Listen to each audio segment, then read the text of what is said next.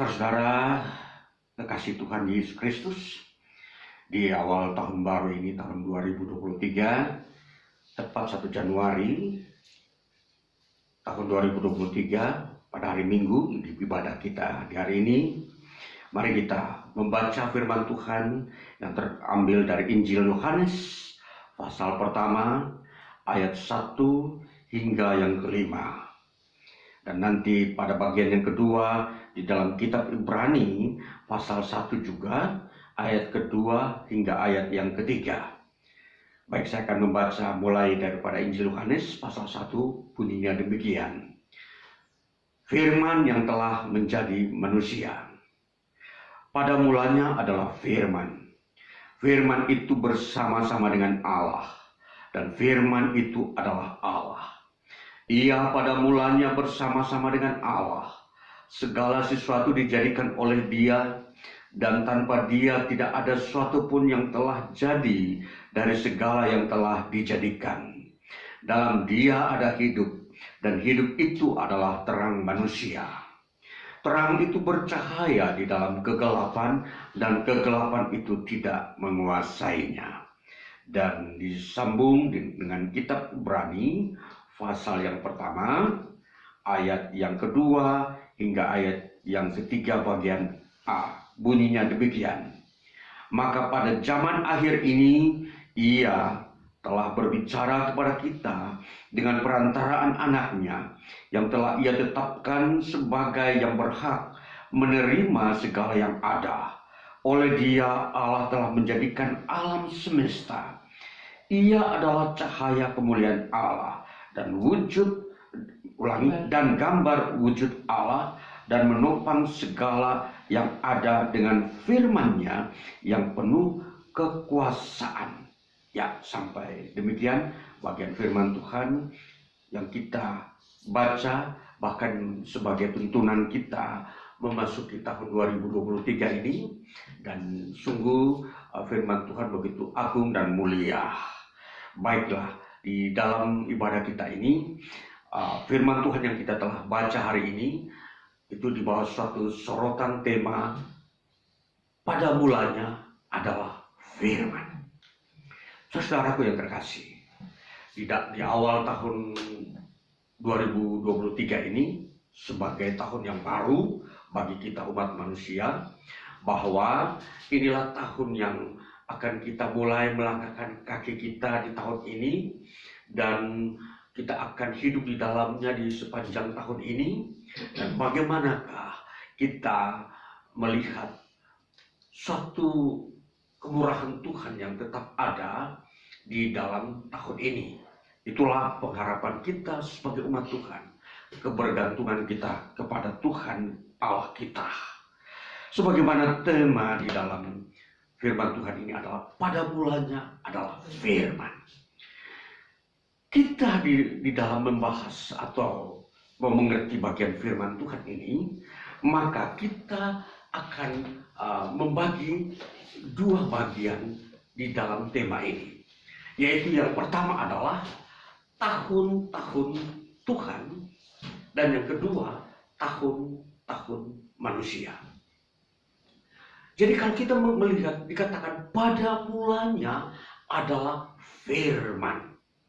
Di dalam istilah Yunani, pada mulanya memakai kata enarche. Ya, enarche ini kalau diterjemahkan, selain pada mulanya atau permulaan, juga diterjemahkan dengan kata dasar. Selain dasar juga sumber. Ya, selain itu juga dikatakan batas kekuasaan. Selain itu juga dikatakan sebagai penguasa supernatural. Nah, jadi kata enarche ini mempunyai makna yang luas, yang memang dimengerti di dalam pemakaian penulisan firman Tuhan. Ketika pemakaian kata arche ini memang di dalam pemahaman dasarnya ialah memakai kata permulaan. di sini itu mengandung unsur waktu. Waktu Tuhan. Nah, jadi kita mau melihat bahwa waktu yang kita ada atau jalani dalam hidup kita di dunia ini, ada dua jenis waktu. Jadi pertama waktunya Tuhan, kedua waktunya manusia. Nah, waktunya Tuhan ini bersifat tetap dan kekal. Artinya waktu Tuhan itu tidak bisa berubah. Waktu Tuhan itu tidak bisa berkurang dan bertambah. Jadi dia bersifat tetap dan kekal. Nah, jadi tidak pernah ada waktu di hadapan Tuhan bahwa waktu Tuhan itu habis atau tidak ada lagi waktu. Tuhan mempunyai waktu yang bersifat kekal. Makanya disebut enarche. Permulaan itu artinya itu menyangkut dari awal sampai akhir. Jadi tidak ada yang di depan Tuhan yang dikatakan mulai dari nol. Tuhan itu mulai dari satu dan tidak pernah berubah. Satu selamanya, artinya tidak bisa terpecahkan. Dan satu ini bukan berarti nanti ada dua, tidak. Waktu Tuhan itu satu saja. Dan satu ini makanya disebut permulaan. Satu-satunya, tidak ada waktu Tuhan yang kedua. Atau ketiga, bahkan 1000, tidak ada. Karena bersifat kekal dan tetap, maka disebut satu. Nah, saudara-saudara, di dalam kekekalan kerjaan surga itu, waktunya tidak pernah berubah. Waktunya itu tetap sejak adanya surga yang tidak pernah diketahui oleh manusia bahwa kapan surga itu ada dan kapan Allah itu ada, tidak pernah didefinisikan. Tidak bisa didefinisikan antara Allah dan surga. Jadi Allah dan surga itu selama-lamanya ada dan tidak pernah tidak ada dan tidak pernah Allah memulai dari nol. Allah adalah satu. Nah, itulah sebabnya disebut pada mulanya, dasar. Dan termasuk di dalamnya, kalau dikatakan dasar, menyangkut kekuasaan supernatural. Nah, inilah yang harus kita pahami tentang enarche, pada mulanya. Nah, jadi saudara-saudara, kalau kita memahami firman Tuhan ini, ayat yang kita baca dalam Injil Yohanes ini bukan saja menyangkut pribadi Allah, tetapi di sini menyangkut pribadi Kristus Yesus yang nanti dijelaskan bahwa pada mulanya adalah firman dan firman itu bersama-sama dengan Allah. Nah, inilah firman inilah yang diterangkan sebagai Kristus. Nah, saudara-saudara, jadi Kristus ini dia adalah pribadi firman. Tentunya firman itu sendiri bersifat kekal. Jadi kalau kita melihat Kristus itu berarti dia telah memiliki pribadi yang sebelumnya yang disebut praeksistensi. Sebelum dia menjadi manusia, dia adalah firman. Nah, ini Kristus. Jadi kalau pada mulanya adalah firman. Nah, pada mulanya itu artinya sesuatu yang bersifat dasar dan tidak berubah dan tetap kekal. Maka Kristus adalah satu dan kekal dan tetap tidak berubah. Dia mengambil pribadi Allah yang juga kekal. Saudara, di dalam melihat tahun-tahun Allah, disinilah kita akan mengerti bahwa Allah memiliki tahun yang kekal. Tidak bisa berkurang atau bertambah. Dia bersifat tetap satu. Nah, ini tahunnya Allah, tahunnya Tuhan. Nah, jadi sekarang kita mau melihat tahun manusia. Kita ada sebagai manusia yang hidup di dunia ini yang sudah ditentukan tahun-tahunnya di dalam penciptaan. Makanya Allah menciptakan segala yang ada baik di bumi ini di dalam dan segala yang ada di dalamnya. Itu mengikuti aturan waktunya Tuhan. Nah, saudara-saudara, jadi kita manusia diberikan kehidupan di dalam waktu manusia, tahun-tahun manusia. Maka ketika Tuhan menciptakan tahun-tahun manusia, maka tahun manusia itu mulai dari nol. Jadi tahun-tahun ini artinya dia akan bertambah nol menjadi 1, 1, 2 dan sampai 1000 dan seterusnya. Sampai sekarang ini tahun penciptaan tentunya sudah ribuan tahun yang kita tidak tahu, mulai dari penciptaan bumi sebelum manusia. Bumi ini di dalam analisa para atau kaum arkeologi, katakan mereka seringkali menyatakan sudah puluhan ribu tahun. Namun secara penciptaan manusia baru ribuan tahun. Nah, itulah sebabnya berbicara tentang penciptaan itu berarti berbicara tentang tahun-tahun manusia. Saudaraku yang terkasih, sekarang kita ada dalam tahun 2023. Dan ini adalah tahun baru. Bagaimana kita mau melihat tahun kita manusia itu ada di dalam tahunnya Tuhan. Nah, kita mau mengukur tahun kita ini, tahun hidup manusia ini ada batasnya. Tuhan menetapkan tahun manusia yang disebut ada masa berakhirnya. Kenapa? Karena manusia telah berbuat dosa. Di dalam ide penciptaan sebelumnya, sesungguhnya itu tahun-tahun penciptaan Allah terhadap manusia sesungguhnya bersifat kekal, tidak akan berakhir. Namun karena dosa manusia, maka Allah menghukum manusia dengan cara membatasi waktu tahun manusia di dunia ini. Makanya ada satu waktu disebut masa eskatologi, masa berakhirnya tahun-tahun hidup manusia di muka bumi ini. Saudara, kita masuk dalam tahun 2023 bukan berarti ini sesuatu rahasia.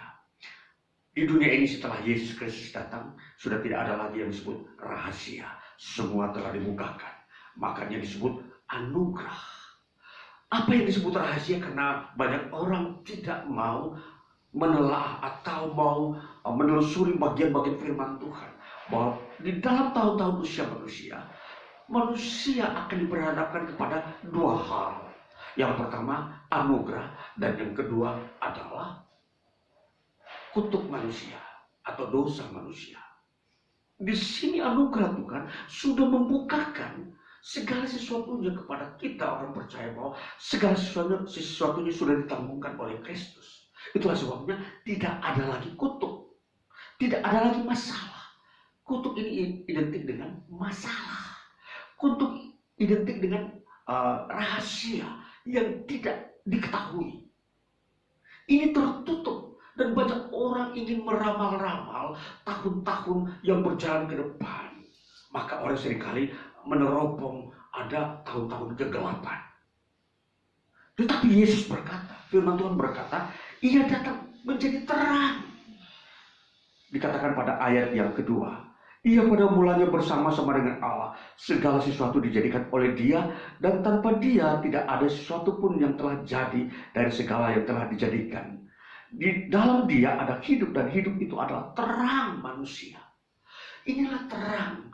Itu sudah tidak ada lagi sebuah rahasia. Bahwa manusia sudah diterangi oleh Kristus. Bahwa manusia menerima berkat. Dan tidak perlu ada lagi ketakutan di dalam tahun-tahun manusia. Saudara yang terkasih, maka di dalam kitab Ibrani dikatakan demikian, ketika manusia datang kepada Kristus Yesus, di situ manusia telah mengalami sebuah tahunnya Tuhan. Di dalam ayat yang kedua mulai, maka pada zaman akhir ini ia telah berbicara kepada kita dengan perantaran anaknya yang telah ia tetapkan sebagai yang berhak menerima segala yang ada. Oleh Dia Allah telah menjadikan alam semesta. Ia adalah cahaya kemuliaan Allah dan gambar wujud Allah, dan menopang segala yang ada dengan firman-Nya yang penuh kekuasaan. Ini kekuasaan sudah ada di dalam Kristus Yesus, dan ini Dia telah memberikan itu kepada umatnya. Rahasia sudah tidak ada lagi. Yesus Kristus sudah masuk ke dalam dunia yang gelap ini untuk mengambil pemerintahan, dan dia melepaskan manusia atau orang-orang percaya dari kutuk kegelapan. Jadi kutuk itulah yang menjadi membuat manusia takut menghadapi tahun-tahun hidupnya karena penuh dengan kegelapan dan rahasia. Dan ini saudara-saudara, di dalam iman kita kepada Kristus Yesus, ketika kita memasuki tahun baru, tidak perlu ada sesuatu yang perlu kita rancangkan atau kita persiapkan menurut akal kita.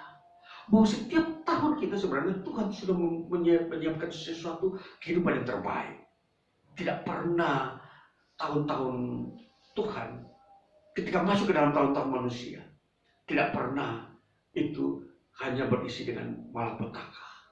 Kalau tahun-tahun Tuhan adalah tahun-tahun kebaikan, tahun-tahun berkat, bukan tahun-tahun kutuk dan hukuman. Dan kalau tahun-tahun hukuman itu hanya terjadi ketika manusia tidak menerima Kristus yang adalah pemilik tahun yang kekal. Jadi tahun-tahun Tuhan datang ke dalam tahun-tahun manusia untuk merebut manusia dari tahun kegelapan ini. Tahun-tahun manusia adalah tahun-tahun kegelapan yang disebut memang di dalamnya dosa. Kita ada di dalam tahun 2023 adalah memang tahun manusia. Tapi ketika kita menerima Kristus dalam hidup kita, maka tahunnya Tuhan akan mengambil alih tahun hidup kita. Itulah sebabnya di dalam dunia ini selalu ada pemisahan. Pemisahan itu adalah sesuatu karya anugerah untuk menyelamatkan manusia yang mau masuk di dalam program keselamatan Tuhan. Ini saudara yang terkasih, di dalam memasuki tahun 2023 ini saya menyampaikan pesan Tuhan kepada kita bahwa hanya yang ada dalam tahun 2023 adalah berkat Tuhan dan pemeliharaan Tuhan. Tidak ada yang lain. Lihatlah, dikatakan Yesus datang membawa terang. Terang itu mempunyai kuasa dan kegelapan tidak menguasainya. Terang itu adalah menyangkut kemuliaan, menyangkut berkat, menyangkut pemeliharaan Tuhan, dan menyangkut kehadiran Tuhan. Bila Tuhan hadir di tengah-tengah hidup kita, tidak akan ada bencana maut yang akan membuat kita hancur atau mengalami kerugian. Hidup di dalam Tuhan adalah hidup sesungguhnya dalam rencana Tuhan. Lihatlah, Tuhan ada di dunia ini. Ada belahan bumi yang lain mengalami goncangan. Itu bukan berarti bahwa di belahan bumi lain akan mengalami yang sama. Tidak. Karena bisa saja di belahan bumi yang lain mereka adalah orang-orang yang menerima tahun-tahun Tuhan, di mana Kristus Yesus datang di tengah-tengah mereka. Inilah prinsipnya, bahwa di dunia ini selalu ada dikotomi, pemisahan antara yang gelap dan yang terang. Yang terang adalah di situ adalah tahun kehadiran Tuhan, sedangkan yang gelap adalah tahun belum hadirnya tahun Tuhan. Itulah sebabnya perlu tahun-tahun Tuhan, tahun Kristus itu masuk kepada bangsa-bangsa lain yang belum menerima tahun-tahunnya Tuhan. Saudara yang terkasih, maka dari hal ini kita akan beranjak melihat hidup kita ini bukan berdasarkan apa kata orang, tetapi apa kata firman. Bahwa firman ini berkata Kristus datang menerangi dunia ini. Jadi saudara yang sudah percaya Kristus, saudara sudah menerima terang. Dan terang itu menyangkut kuasa Allah di dalam diri saudara. Di dalamnya ada berkat-berkat penyertaan Tuhan, pemeliharaan Tuhan, dan seterusnya. Segala kekayaan-kekayaan Tuhan yang patut Tuhan berikan kepada umatnya di muka bumi, itu akan diberikan kepada saudara-saudara yang percaya kepada Kristus Yesus. Saudara-saudara, maka bagian daripada ini kita akan melihat bahwa apa yang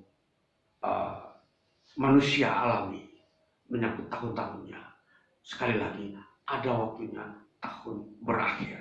Tidak selamanya umat manusia tinggal di bumi ini. Suatu masa bumi ini akan berakhir sebagai tahun manusia dan akan diambil alih oleh tahunnya Tuhan. Tuhan memerintah secara total terhadap seluruh ciptaannya di dalam tahunnya Dia, di mana kekekalan itu tiba. Dengan melihat kita memulai tahun baru ini, kita terbuka melihat bahwa tahun Tuhan suatu waktu tiba, akan yang disebut sebagai harinya Tuhan. Nah, inilah saudara, kita merendahkan hati kita. Kita patut selalu memandang Tuhan, bahwa kita menyerahkan hidup kita kepada Tuhan adalah hal yang benar, hal yang sangat terpuji kalau kita manusia mempersembahkan hidup kita kepada Tuhan untuk menuntun hidup kita memasuki tahun 2023 ini. Berserahlah kepada Tuhan. Saudara-saudara yang ingin menikmati hidup tahun 2023 dengan berkat Tuhan, serahkanlah hidupmu kepada Tuhan. Percayalah kepada Yesus Kristus. Engkau akan menerima tahun berkat Tuhan di tahun 2023. Tuhan Yesus memberkati. Haleluya. Amin. Ya, kita akan